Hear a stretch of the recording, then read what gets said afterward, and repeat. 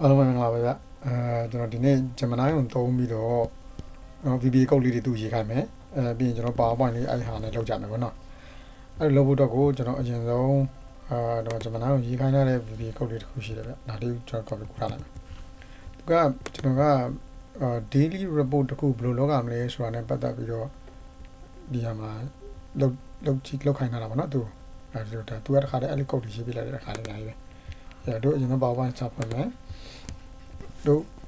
ပြီးခဲ့တဲ့ခေါက်ကတော့လုပ်တယ်လို့ပဲမနေ့ကလုပ်တယ်လို့ပေါ့နော်ကောက်ထည့်ဖို့တော့ကို developer option နဲ့တပ်ထည့်သွားမယ် page visit သွားမယ်ပြီးပါရင် insert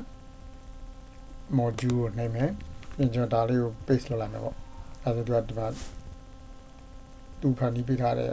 ကုတ်ပုံရေးထားလိုက်တာပေါ့နော်ပြီးရင်ကျွန်တော်ဒီကနေ run လိုက်မယ်ပေါ့ F5 နဲ့လည်းနှိပ်ဒါနှိပ်မဟုတ်ရင်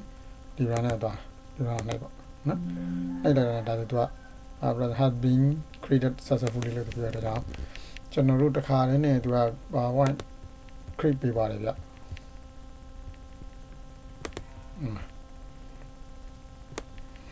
အလုံး6 slide ဖန်တီးပေးထားပါနော်အဲ6 slide ကိုလုပ်ပေးထားတယ်အဲဒီ number slide မှာသူဒီလိုလေးတွေတစ်ခါတည်းဒီမှာတွေကလိုဒါအကုန်လုံးသူ့အတူရေးသွားတာကျွန်တော်တို့ဘက်ကဘာမှမပြင်ရတော့အဲဆိုရင်ဒီຢာတွေကိုအထက်အချက်လက်တွေပြန်ပြောင်းနေတယ်ဆိုတော့ပြောင်းပေါ့နော်ဟို design တွေပါတယ်ဒီမှာ change မယ်ဆိုတော့လည်းကျွန်တော်ဒီမှာ design change ပြလိုက်အောင်နဲ့သူကအားလုံး format လိုက်ပြောင်းသွားတယ်အဲဆိုအလွယ်တကူနဲ့ PowerPoint slide တခုတို့ဖန်တီးရပြီးသွားပြီပေါ့နော်ကျွန်တော်နောက်တစ်မျိုးလုပ်ကြမယ်နော်ဒီတစ်ခေါက်ကကြတော့ကျွန်တော်သူ့ဒီ Gemini ပေါ့နော်အဲဒီကိုပဲ Gemini တော့မယ်အဲ့မှာကျွန်တော်ဗာရေးခိုင်းလိုက်လဲဆိုတော့ဒါလေးသူရေးခိုင်းလိုက်တာကွန်ပိုနာကွန်ပျူတာကိုပြောပြခြင်းနဲ့ PowerPoint slide လေး10 slide စာကိုသူ့ VBA ကုတ်လေးရေးပေးပါဆိုသူခိုင်းနေတာအဲ့တော့သူကဒီဘက်မှာသူအဲ့ဟာလေးရေးပေးတာဒါလေးတွေကိုကျွန်တော် copy ကူးချအဲ့လေးကိုသွားရေးမယ် copy ကူးလိုက်မယ်ကျွန်တော်ခုနလုံးကြတာမယ် PowerPoint နဲ့ပြန်သွားမယ်developer tab တက်သွားမယ် visual basic တက်သွားမယ်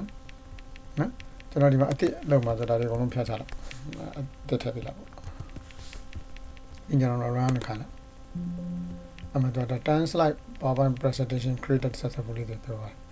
ဒါဆိုသူ PowerPoint slide 10 slide သူဖန်တီးပြီးသွားပြီတဲ့ဒီမှာသူဖန်တီးထားတဲ့ slide ကိုကြည့်အောင်ဒါနော်ဒါ anatomy of the computer ဆိုတဲ့ဒီမှာပြရတယ်ဒါတို့ show ကြည့်ကြတခါလေသူကဒီအထဲတဲ့အချက်လက်တွေကစသူကတန်းပြီးတော့သူရေးသွားတာဘောပြန်ပြင်မယ်ဆိုတော့ပြင်ရမှာပေါ့နော်ပြီးရင်အထဲမှာပုံတွေပါထည့်မယ်ဆိုရင်လိုက်ထည့်ရမယ်သူ့လေပုံတွေထည့်ပြီးနိုင်အောင် link တွေပါလိုက်တောင်းလိုက်လို့ရတယ်ဗျဒါဆိုရင်ကျွန်တော်တို့မိနစ်ပိုင်းလေးတွင်မှာ PowerPoint ဒီမှာ10ခုပြီးသွားပြီခုနကတော့ကျွန်တော်6ခုလုပ်ခဲ့တယ်အလုံး PowerPoint 16ခုကိုကျွန်တော်တို့3မိနစ်အတွင်းမှာပြီးသွားတာပေါ့သူ့ AI ကိုကျွန်တော်တို့ကသုံးပြီးတော့နော်ဒီနောက်ကကျွန်တော်တို့လိုချင်တဲ့ PowerPoint တွေသူ့ဖန်တီးခိုင်းလိုက်ရင်ကျွန်တော်တို့ကအချိန်ကုန်တတ်တာပေါ့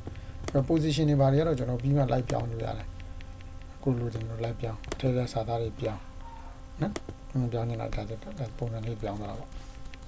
နော်အဲ့အလုံးမဲ့အစီအစဉ်ရမယ်လို့ယူဆပါတယ်နောက်ဗီဒီယိုလေးမှာလည်းကျွန်တော်ခုလိုဘူးကြရရတဲ့လေးတွေထပ်ပြီးတော့ပြောပြပေးပါမယ်နောက်ရများမှာကျွန်တော်ဒီခု PowerPoint နဲ့မက Word ပဲ Microsoft Word ပဲ Microsoft Excel ကိုကျွန်တော် basic ကနေစပြီးတော့ကျွန်တော် advanced level ထိရအောင်တဖြည်းဖြည်းချင်းမျှဝေပေးသွားမှာဖြစ်ပါတယ်နောက်ထပ်ဗီဒီယိုလေးတွေကိုလည်းစောင့်မျှော်ပေးပြီးတော့ like and subscribe လေးလုပ်ပေးကြပါဦးနော်